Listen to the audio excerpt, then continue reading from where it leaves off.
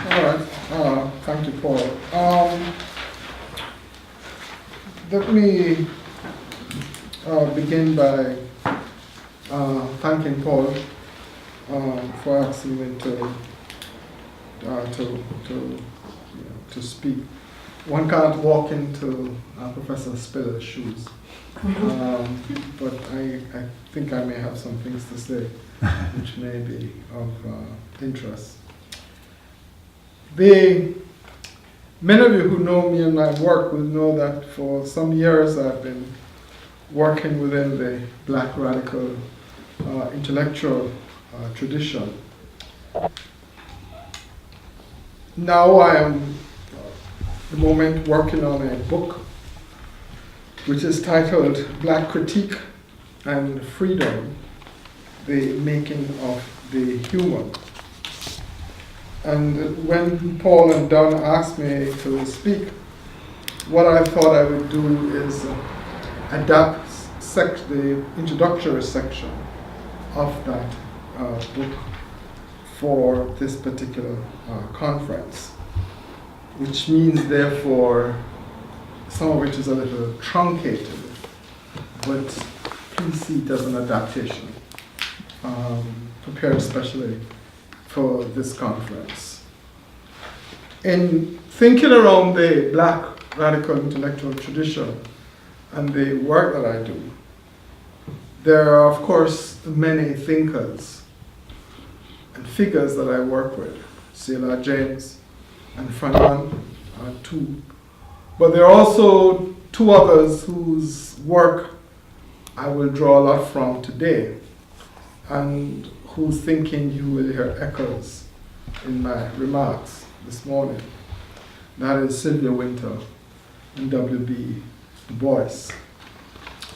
As well, in trying to work through the Black radical tradition, there is a historical touchstone to my thinking. That is the Haitian Revolution. It is a complex historical touchstone because I think there is still the business of trying to name that revolution, to try and understand what it is. Slave revolution, an African revolution, a Caribbean revolution, a Creole revolution. My own work on the revolution at one time posed the questions in that way. In an afterword I wrote on Selah James's lectures. But I now believe that my posing of the question was wrong. That essentially I was posing the question of the revolution and its meaning in demographic terms. And that what one really, that is whether it was African, Caribbean, or whatever. And that really what one should be thinking about would be the questions that the revolution opened up.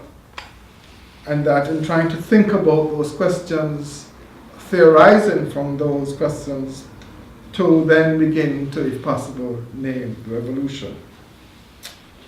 I mention these things or these matters in this brief preamble, since they are the intellectual railings of what I am going to say for the next 30 minutes or so.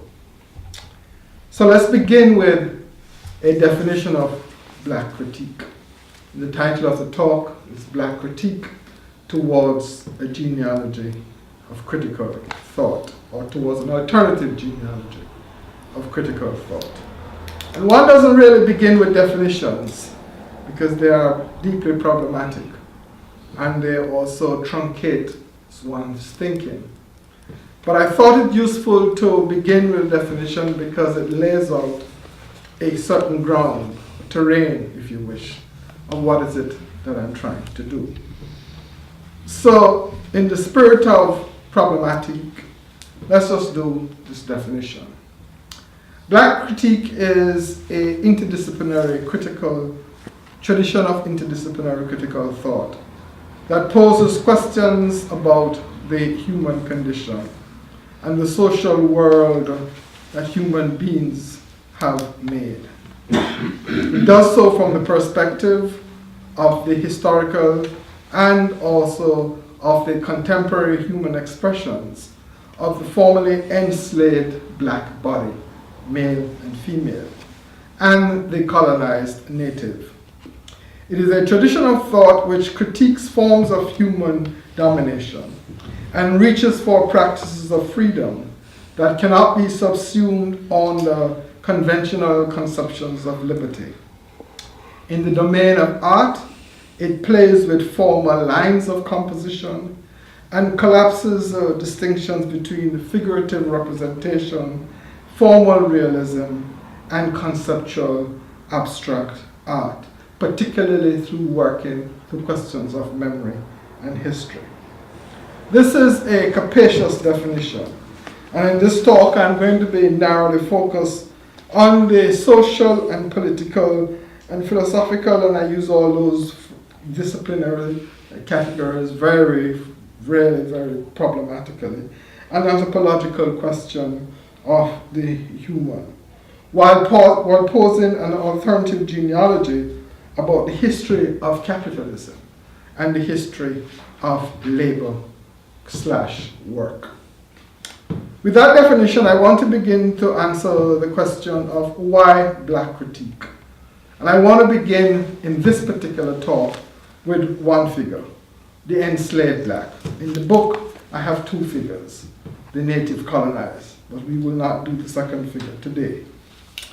When we invoke the figure of the black enslaved, it might seem to us at first blush that we are invoking a figure through which we want to complicate the history of America and to say that the racial slavery was the foundation of American society. That claim today is more or less conventional than many historians of slavery and capitalism now make. However, I would like to go further and argue that racial slavery was not just a foundation of America, but really the foundation of the modern world and therefore of our modernity. Marx somewhere writes in his early capitalism, talking about primitive accumulation, that it comes into the world, he says, dripping with blood. However, my concern here is with two things. One, the relationship between capitalism and slavery and modernity and what it is that it produces. And secondly, the ways in which this relationship and the creation of the new world constructed difference and how this particular difference worked is way to become one of the foundation of the history of Western thought. So let me take the second one first. There's a very important 1590 text written by a Spanish Jesuit. And those of you who know my background will know that some of us still reach for Jesuits' writing. The very important 1590 text written by the Spanish Jesuit José de Acosta, titled The Natural and Moral History of the Indies. In this particular text, written almost 100 years after the Columbian voyages, de Acosta, writing outside of the edges of the European Renaissance, makes the New World a site of knowledge, distinct from the previous regimes of knowledge that we know about. Foucault, in The Order of Things, makes the point that there's a way in which he says, in thinking through knowledge regimes, that resemblance in Renaissance, he says, plays a distinctive and constructive role in the knowledge of Western culture.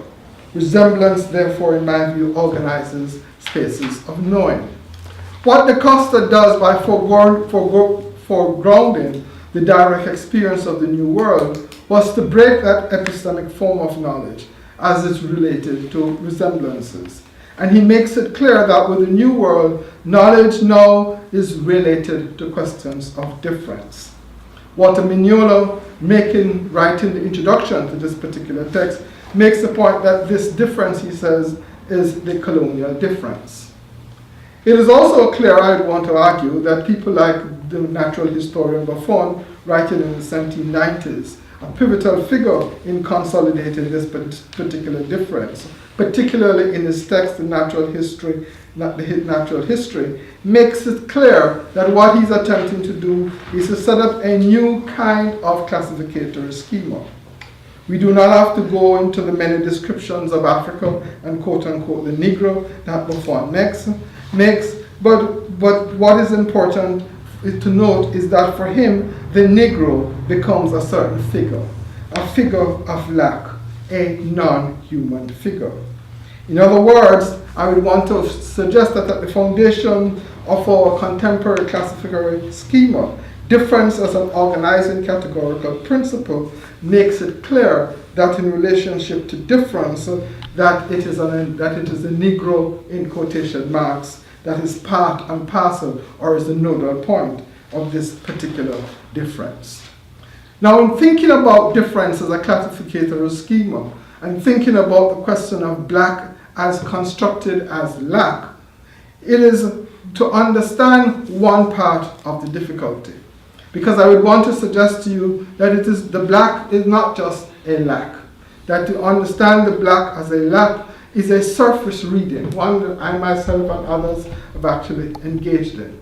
Instead, what I would want to do is to talk about two things. To talk about the construction of the Negro and to talk about the question of blackness. What I would want to suggest to you is that there's a way in which the question of the Negro and the Negro as a figure becomes the important thing in Western thought. And that blackness becomes not just lack, but actually becomes excess, not surplus. And because it is excess, it can therefore be disposed of. Blackness as excess, therefore, cannot be integrated into the body politic as a population group. It remains outside of, and always outside of, the actual system itself. But the Negro, in quotation marks, can. The Negro allows for the creation of the exception, allows for the liberal model of politics to develop notions of inclusion and diversity around the exception. And those of us who are exceptional can be included in this model. But the excess remains the residual. The excess remains outside of the system. The excess, which is blackness, cannot be incorporated. It therefore seems to me that to think about this question of blackness is to think about this question of blackness as a thing of itself, a residual which remains outside, but importantly also becomes a different force for social change. Here, of course, I am playing with and reworking Du Bois' notions of two-ness and social black folks, and suggesting that the integration/excess are the poles in which we might want to think about this question of race, particularly in the American historical process. In thinking about this figure, therefore, of the enslaved black, in previous iterations of me thinking through this question, I've reached for Nicholas Gilliam's poem and formulated a figure called the living corpse. I'm not here speaking, therefore, when I think about blackness in simply ethnic or identitarian terms.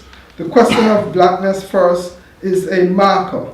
It is a marker of difference. It is a visual marker within the dominant schema of things, and sometimes leads us to questions of being, a kind of certain ontological understanding of blackness. And of course, in some ways, there is this ontological understanding of blackness, something which we can probably call the lived experience of blackness. However, I was submitting that in thinking about this blackness and thinking about questions of difference and lack and also of excess, that I want to suggest that blackness becomes an historical process which created a certain kind of historical formation. And one was the Negro and also blackness. Also to think about those things always together. But also to understand that in doing this, it moves from the questions about who, that is the who questions, which troubles the business of existence, to what I would like to call the what questions. If time allows, I want to return to this distinction later on between the who and the what. But for now, what I would want to say is that the figure of the enslaved black, and therefore blackness, raises a set of questions about the business of the human. The enslaved black does not just suffer social death, Orlando Patterson, he or she is a living corpse. He or she speaks, dreams in the midst of violences, of drives to establish forms of domination, of totality, and therefore of attempt to mark non-spaces. And that he or she dreams and speaks to mark out new spaces of thought and new practices in ways of life. It is this speech, it is these new practices, it is these attempts to mark out new spaces of life which I suggest begins to delineate a certain different genealogy of critical thought. And trying to just elaborate this, I just want to turn to the historical event in which I spend a lot of time trying to understand. That is the Haitian Revolution. One does not have time here and space to develop a set of complex arguments about the revolution. Only to say this. Firstly, that the revolution was a dual revolution, both slave revolution and national liberation. But it was also something else. It is that something else in which I am preoccupied with. Secondly, that it is also around, at the heart of the revolution, particularly in the 1805 Constitution, was a form of anti-black racism, the removal of questions of biology in relationship to citizenship, when it argues in Clause 12, all those persons can be citizens, including the Germans and the Poles and the white women who supported the revolution. And then also, if we are to think more and to think a little bit about revolutions, and revolutions not just as new beginnings in the way Anna Arendt talks about it in her book on revolution, but understand revolutions as actually new questions, not just new beginnings, but new questions which are put on the table, that comes out of a set of the old. Then we begin to see that we have to rethink, I think, the ways in which we have thought about the Haitian Revolution. Eric Hobsbawm, in his volumes, his remarkable volumes on the age of revolution, argues that there are certain words, language, and says, in which we think modernity, labor, liberal, nationality, ideology, citizenship, participation, and so on. And that these are the political and social lexicons, he argues, of modernity. What is interesting is slavery is absent from that lexicon. Yet, if we put the question of racial slavery and colonialism, which the Haitian Revolution faced, on the table, then it means that we will then have to redefine the meaning of that revolutions. Not just, as I said, in relationship to political forms and new beginnings, but actually the questions of the social, of what does that mean for the revolution. So how do we call this revolution? Bearing in mind all I have said about questions of blackness as access and blackness as this particular way in which we can think through a different way of conceiving of so-called political modernity. One, obviously, the revolution raises questions of freedom. It raises questions of equality. It raises questions of, as I said, of citizenship. I do not yet have a full answer. But I suggest in a particular essay I've just written, which was published in Italian, that perhaps the Haitian Revolution is what I call a Legba revolution, drawing from one of the laws in the Voodoo pantheon. And that the Legba is not just about the crossroads, it's about the opening at the crossroads. And therefore, if you think about the Haiti as a particular Saint-Domingue, as a certain kind of colony at that moment, and then think about the revolution, which poses all these questions, then what you have, and it doesn't necessarily answer them, that what you then have is a country at a crossroads for all sorts of reasons we can talk about, but the opening, the Legba, is the opening, and that opening at the crossroads. And that opening at the crossroads, I would want to suggest to you, then makes us begin to plot a different narrative about political modernity, which we can talk about. The second part of in response to what I said about one of the things that questions of slavery and capitalism raises, is this business of the relationship between slavery and capitalism. In 1944, there was a Williams thesis about slavery and capitalism. And that Williams thesis has circulated, gone out of life, come back into life, gone out and then come back again. And then there's a whole host of new books in the last 2 years which reworks this particular thesis. But at the heart of Eric Williams' 1944 Oxford dissertation and the thesis was that slavery was an engine for capitalism. In other words, he saw it as two different things, and particularly that slavery was an engine for industrial capitalism. I want to go a little further and rework this. I want to rework this really drawing particularly from Du Bois. And I do it by rereading with Du Bois Marx's Capital. And rereading with him Marx's Capital as he did it in a graduate level course at the Atlanta University in the 1930s. And it's just fascinating to me because I then tried to follow the exam questions that he said to his graduate students as a way of trying to rework this particular question. Coming out of his own rereading of Marx's Capital was, of course, some articles in the Crisis around the questions of Marxism and the Negro, and that magnificent book, The Black Reconstruction. And in the first chapter of Black Reconstruction, we know that he begins the epigraph with the black worker.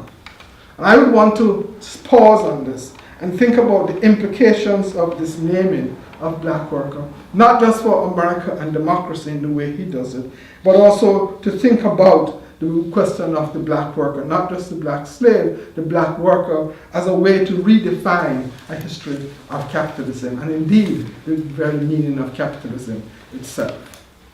To do this, I want to turn to the question of the plantation and capitalism. There is a remarkable book written by a mathematician and an overseer in 1657 by a guy by the name of Richard Ligon on the history of the plantation when he uses Barbados as his model. And Barbados is the quintessential model of the plantation in the 1600s simply because of the way in which the colonial project worked. First, there was a Dutch colonial project which was in Brazil, and then once the Portuguese got the Dutch out, I mean, the history of colonialism in 500 years is fascinating. Once the Portuguese got the Dutch out, the Dutch then fled to Barbados. And they brought with them certain techniques of plantation production that I think are important. And then, the British took over Barbados, and it has been a British colony until it got independence in the late 1960s. Well, what Richard does in this particular book, which is called A True and Exact History of the Island Barbados, is that he outlines the plantation in great detail. And because he also fancies himself as a mathematician, and therefore some kind of draftsman, he draws in the text different elements of different places in the plantation, on different structures of the plantation, to put it another way, and develops what he calls an index to the plantation and to the squeezing of sugar. Now this is important because many of us think that the plantations were only places of agricultural labor, slave agricultural labor. And that basically what you had was a situation in which the slaves would then do the labor, and then this would be shipped to wherever to be made sugar and something else, and made into rum or something else. What Richard's book demonstrates is a very close relationship between the agricultural production, the cutting of the sugar cane, and the actual making of, distilling of that into sugar and making it into rum, and the different places on the estate where this is done. And so what you therefore have is in fact the plantation as a total model of economic production, which is both agricultural and industrial. So we want to then get out of our heads that somehow the plantation is about agricultural production. And then if you then want to say to yourself it is both agricultural and industrial, then you then have to say to yourself, what is the, and all this work is being carried out by slave labor, then what is it that is happening here? Right? How can you then begin to think of this form of labor that is beginning to occur, and how does it work within so-called capitalist commodification? Because the key thing here is that we think of capitalism as essentially a particular European experience, coming out of feudalism, etc. What I want to argue is that in fact, outside of the Genoa and when the merchants who then funded Columbus and so on, their banks are still alive in Bologna, that outside of these things, that what you had was a set of structures of economic life that in fact were very much capitalist, and where certain forms of labor were and accumulation were occurring. It is also, I think, important to note, and something we don't note, is that Marx's capital project is being done written in the 1860s. And in the 1860s, it is the Civil War in the United States. He knows what's happening. He writes a lot to Lincoln and to various people in the Civil War. And so therefore, there's a way in which, and in the Capital, in volumes 1, 2, and 3, he begins to think about many slaveries. Right? Many slaveries, and there's an argument that actually that the proletariat is wage slavery. So that so that the question of slavery is in his head. We don't usually think about it in that way. But what I would want to argue is that what he doesn't describe is in fact the way in which slave labor, African slave labor, is doing certain kind of work and creating certain kind of commodities and actually involved in a certain kind of economic process itself. Sylvia Winter, in her book Black Metamorphosis, which myself and a group of graduate students are now trying to footnote and edit for Duke University, 975 pages, makes a particular point in one of the volumes, where she says that, and here I quote her, that the plantation society of the Caribbean and the American South, she says, constituted a radical break. They were created at a particular juxtaposition of history, Winter continues. They became adjuncts of the market system of capitalism. The plantation was, she argues, a form of transformation, or was the focus, rather, of transformation of Africans into a Negro, and therefore into a commodity, and into a commodity as labor power.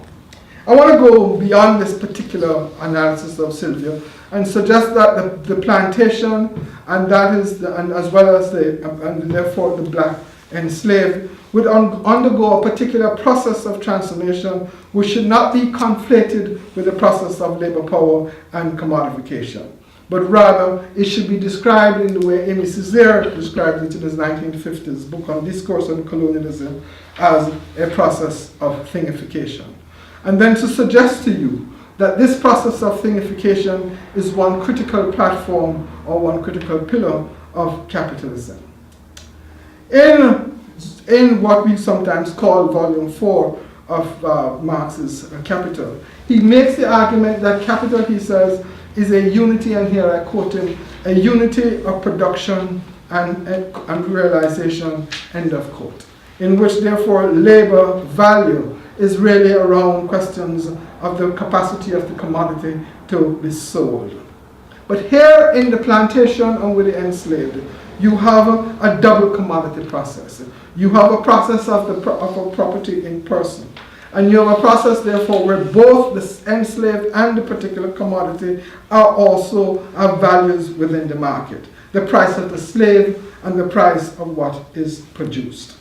Therefore, it would therefore seem to me that what you are thinking through in this particular, at that particular moment, is that you have to then think through the ways in which that double commodification works in this thingification process, and how then this thingification process go on to create what I call ways of life.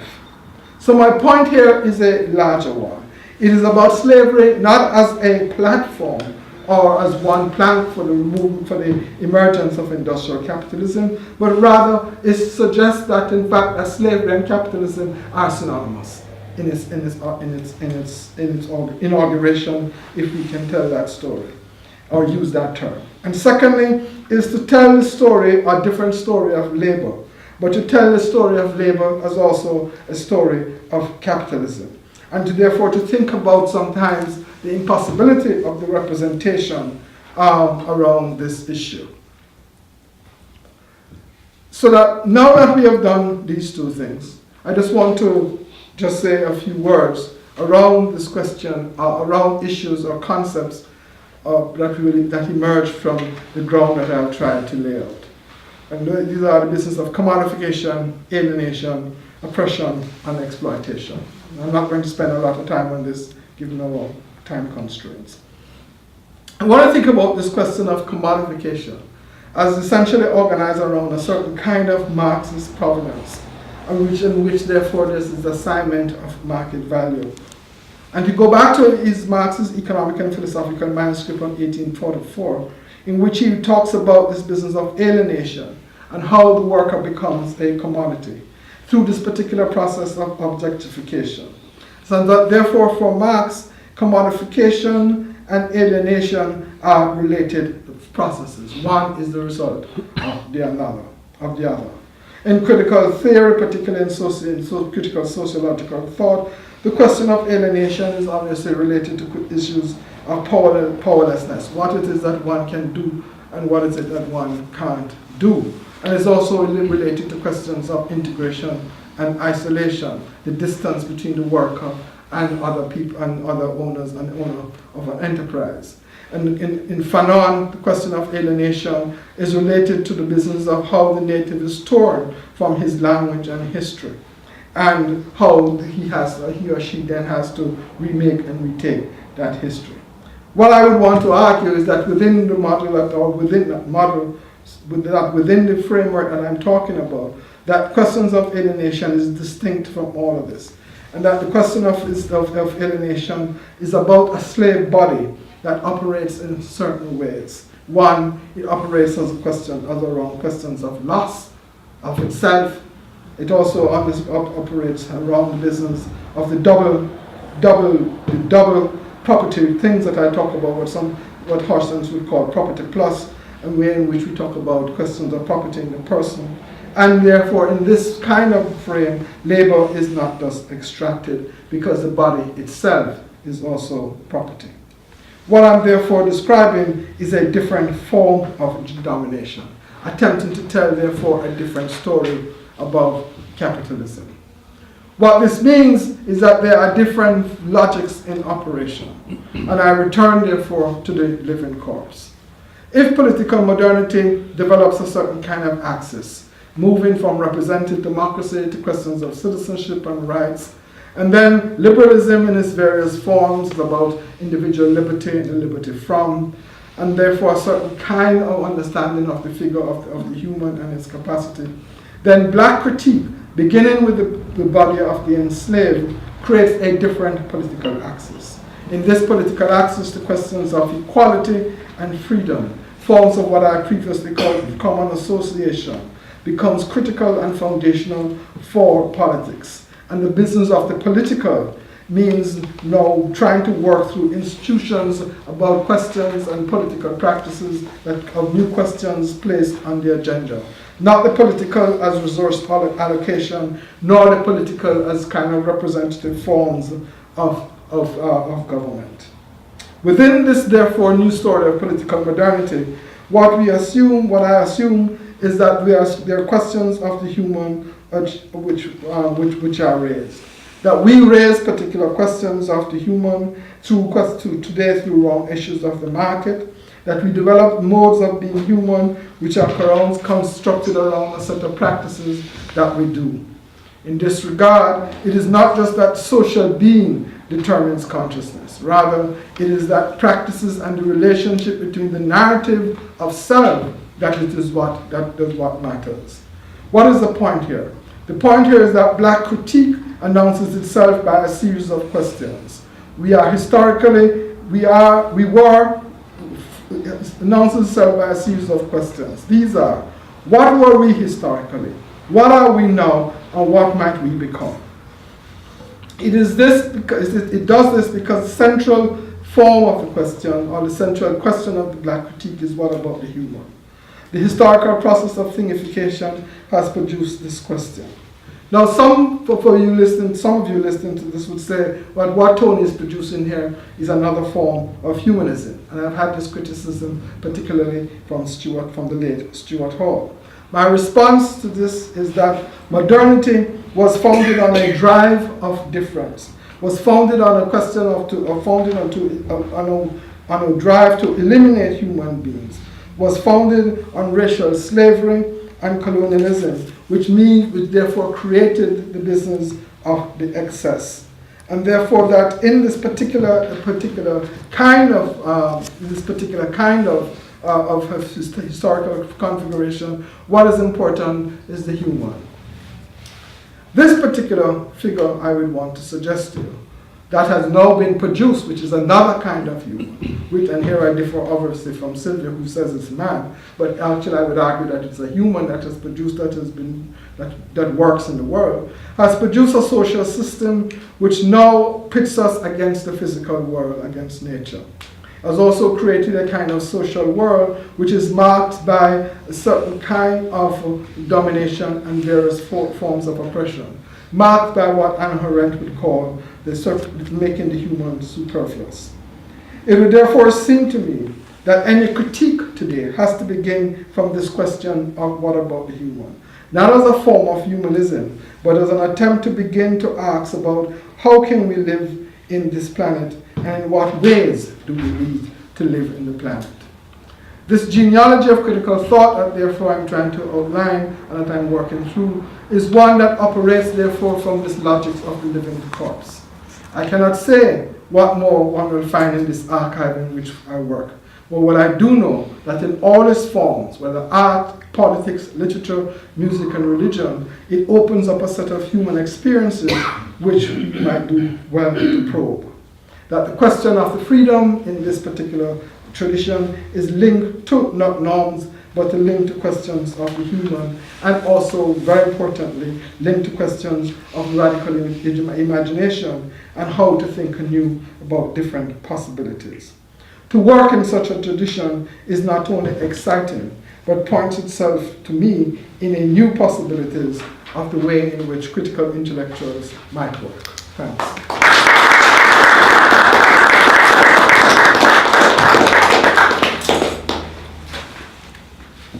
We have some time because we're only stealing from our own lunch. Questions, comments? A question just to clarify a bit for me. You started your exposition by referring to the text 1580s,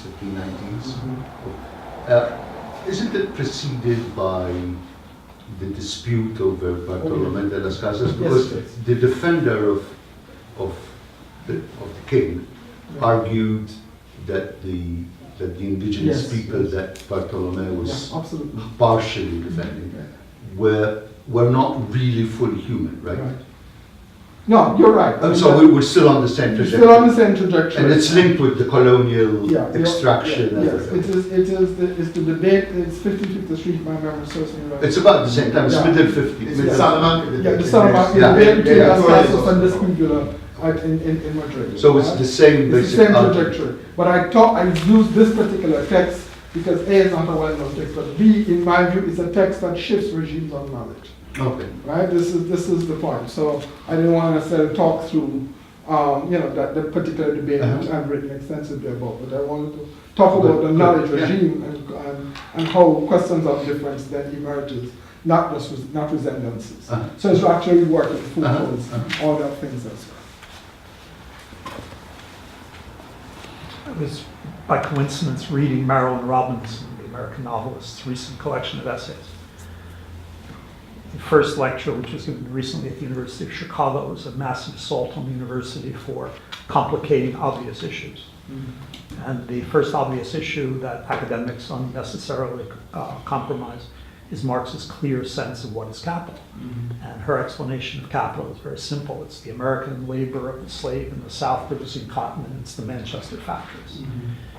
That's all you know, all you need to know. Move on to the next topic, which essentially is another series of assaults on complexities in intellectual ideas. I was struck by that because I found it almost impossible that in 2018, 2017, I guess she gave this lecture at Chicago, that someone could say that, A, and B, that someone, you weren't here yesterday, so unfortunately you missed Joe's discussion of Lurianism in Gramsci. And I've been thinking about that topic ever since and wondering where are the limits of the category of Lurianistic behavior. And Here you have a very high intellectual figure who's won all the major prizes and is much admired, and who's speaking at Chicago, which doesn't always bring the best speakers, it must be said, right? But nonetheless is speaking at Chicago and is consistently applauded for the measured nature of her prose and her vision that restores the proper balance with society. And yet, the opening gesture of this rather interesting collection of essays is clearly a lie.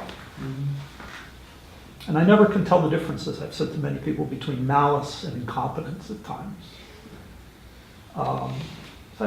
This is comment, as actually is more than a question. Yeah, but what is being reproduced there, though, Paul, is conventional orthodox scholarship, right? But it seems to me, without me interrupting, it's not scholarship. It's common sense. Yeah, but I mean, what is being reproduced is conventional historical analysis, right? And she will think that, the speaker will think that by mentioning slave labor, then you complicate the argument, right? And therefore, the degree of complication is extraordinarily superficial.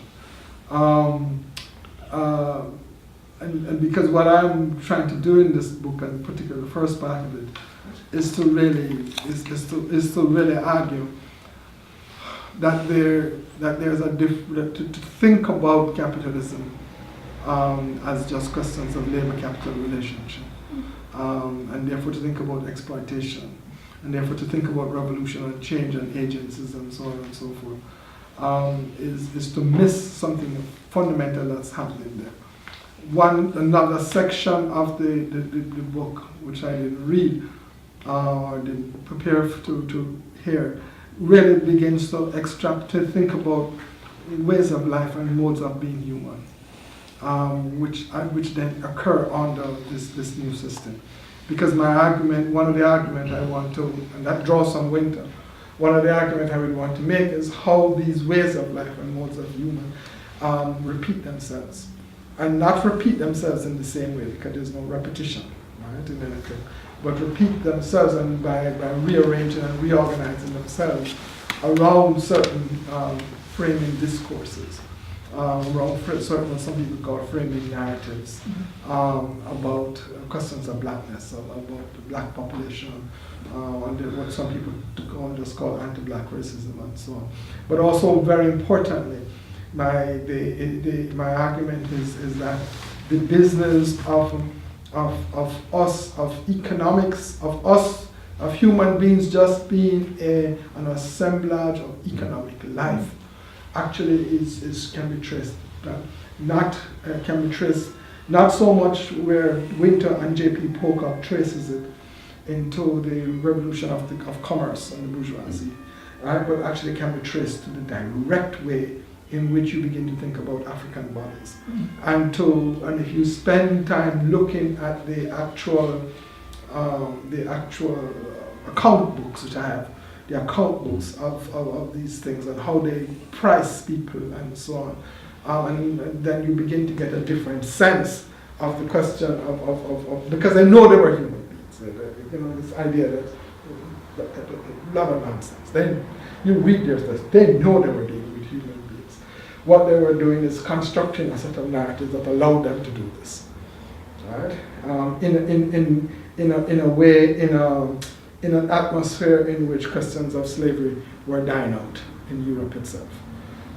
So that to do that, then you begin to get the question of value and what constitutes value by going through those particular account books, and then to see how that then shapes how we think about questions of capitalism and human life later on, and so on. So that's what. So what I try to think about is the actual practice itself, and then what do the practices produce in as ways of life, and ways of thinking, and then trying to say, okay, how do these work, and how do these how does it remap a set of genealogies that we have around questions of capitalism? Does that make sense to you? So that's the work that needs to be done. Right? And anytime if you hear that I've won some award for my work on something, then you know I've sold out. Because I think part of the critical intellectual work is actually to make legible something that conventional scholarships do not make legible, cannot and will not make legible. Yes. It falls into the Marcus, you weren't here yesterday, so you aren't aware of the resonance between our talks. I'm sorry, I couldn't Sorry. I celebrate it. In fact, it's interesting, you talk about legba, what I call Paris and business, I also remark elsewhere as sort of legbaism. The distinction that you make between Negro and blackness is an important one. What you've given is a wonderful instance of what, as you recall from the poetic sociology, that you might call black study.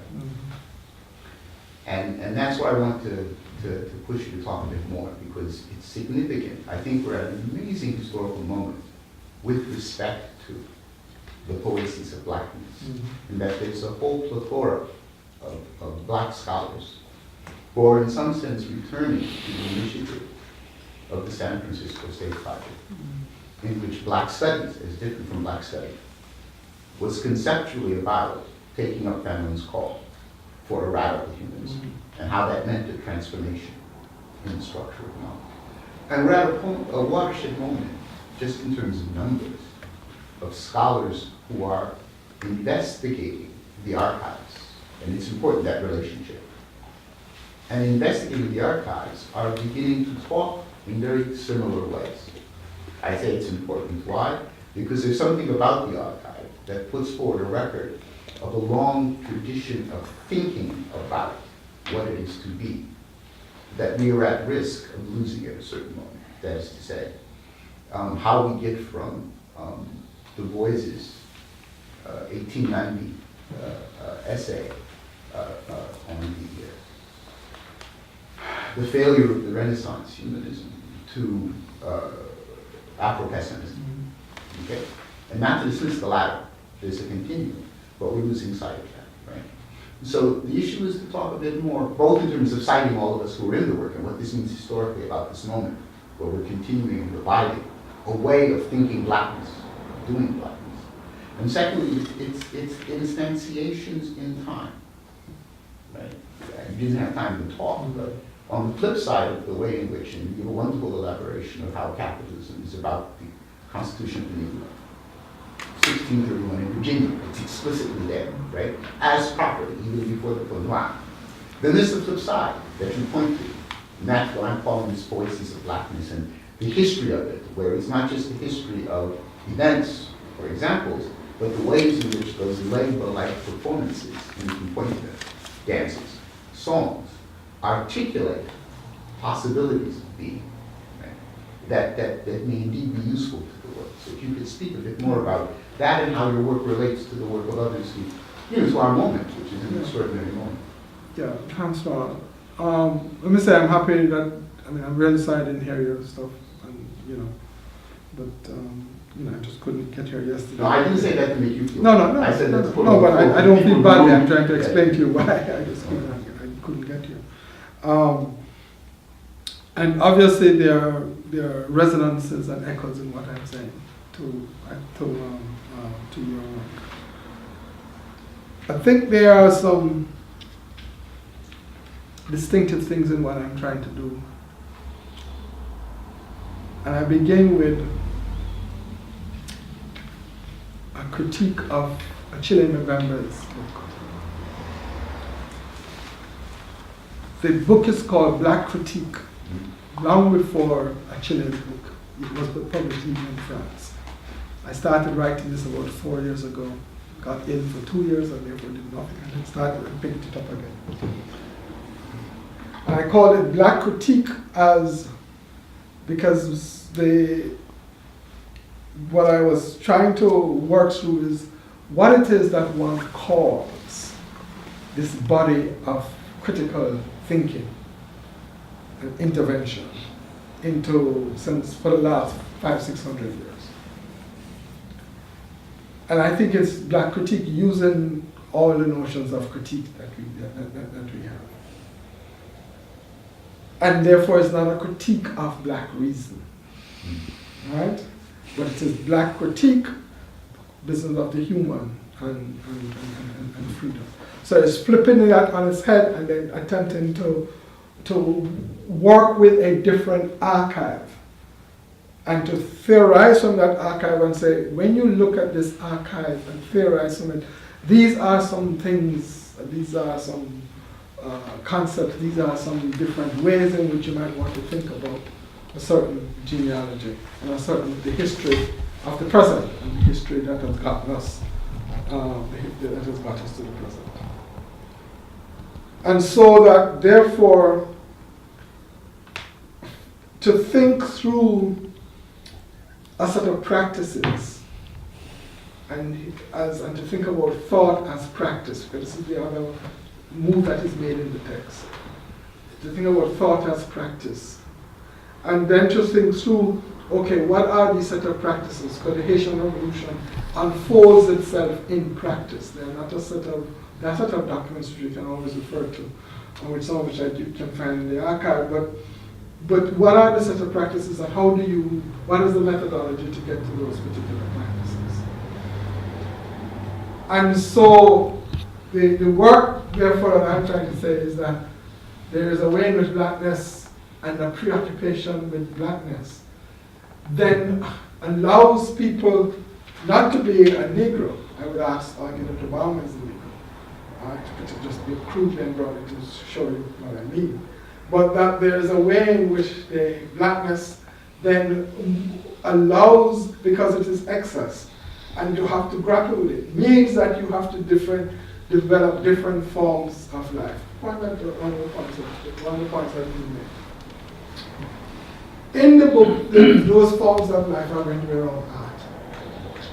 Those forms of life are around art. And there's a whole chapter which I've written, around questions of memory, and around questions of history and new historiography, which comes out of looking and studying African diaspora art in particular. Right? So that therefore is to work through those things and try to work through them on their own terms. Right? Which is the most difficult thing, because you're reading these things and at the back of your head is, if you're reading more to critique, is Kant. Right? If you're thinking about capitalism, at the back of your head is Marx. So you go back to these things. But every time you go back to these things, you then have to look at the practices, in my view, and how the practices then trouble what it is that is there, what is there before you. There are other people working in this, Fred obviously, and I think if you all know me, I don't comment on other people's work. I have my own, keep my private opinion. I think, however, that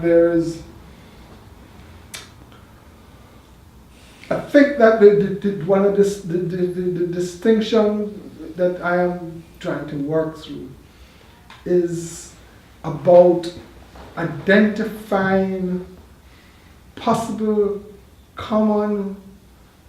ways to think about revolution and politics that come from the archive themselves, rather than drawing from other sources. Let me put it that way. And therefore, it is what I like to call it. The way I call it is theorizing from history. Right? But what is the actual account of the history? That one, and the new history or the alternative history that one has to develop or one has to create to then actually theorize on it. So that there's a historiographic work that is happening there as well, which I think is important. Well, the long answer to just a point of important clarification. I appreciate the answer, and in fact, all of what you said in response was quite evident in this paper that I love tremendously. But it wasn't the thrust of my question. Let me try to frame it differently. There's Fred Moten, there's Nahum Chandler, there's Denise Da Silva, there's Sylvia Winters, there's myself, there's Frank Wilderson, there's Jared Saxton, there's Brent Edwards, all of whom are engaging the archive, which is what I say is interesting then. There's something about the archive, about that theorizing of history. And everyone's doing it in a very distinctive way. It wasn't about, why aren't you quoting people?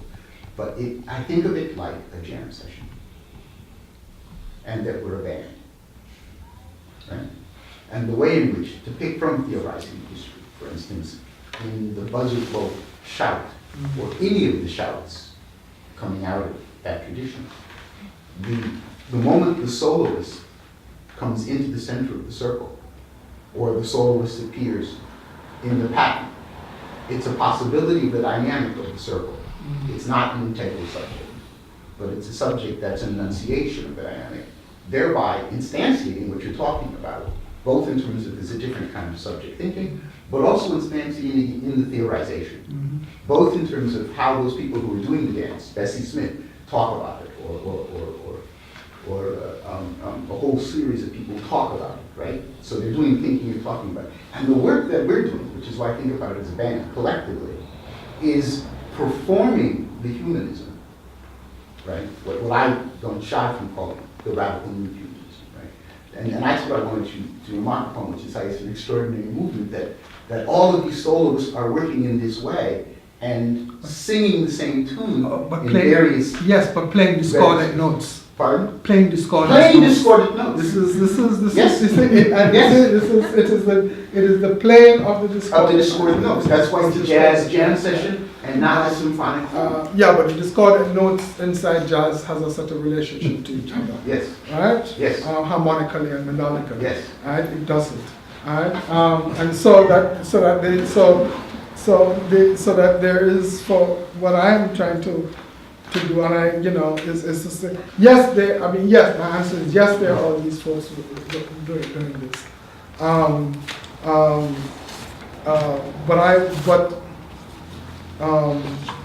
yes, I suppose it would be nice for all of us to talk to each other. Right? That's nothing to laugh at. Yeah, but I also think that there is a kind of politics of the academy which operates in these things, which I'll be very frank with you, at my age on stage, a lot of gray hair, I don't really want to be part of. And that